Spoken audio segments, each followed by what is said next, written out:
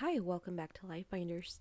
Today we'll be reviewing how to insert a Buncee in a LiveBinder.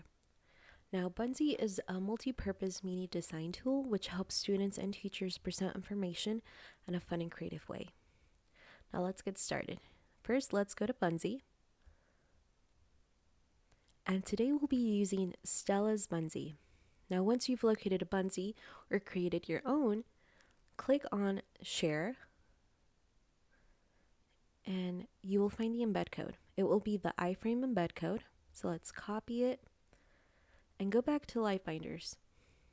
Now open your LiveBinder in edit mode. And you will know you're in edit mode because you will see the toolbar in the top left corner of the screen. Now let's insert a tab and rename it.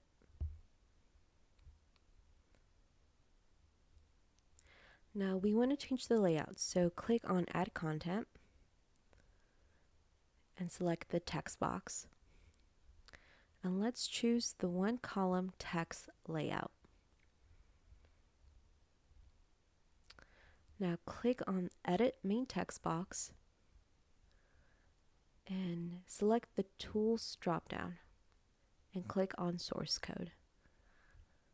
Now here we want to delete the default code. So let's delete it and paste the Buncee embed code. Okay, now it's rather large, so let's resize it. Let's make it smaller so it can fit our screen. Okay, maybe a bit more. There we go. And let's center align it and save. Now let's add a title to the tab.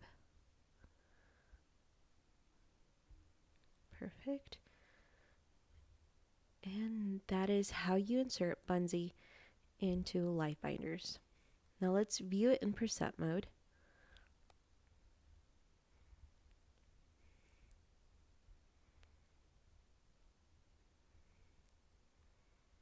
Awesome. So this is how viewers will see your Buncee in your LiveBinder. This is a fun way to present lessons or present projects to your audience. If you like this video, give it a thumbs up below. For more tips and tricks to use on your LiveBinder, subscribe to our channel or visit us at livebinders.com. Thank you.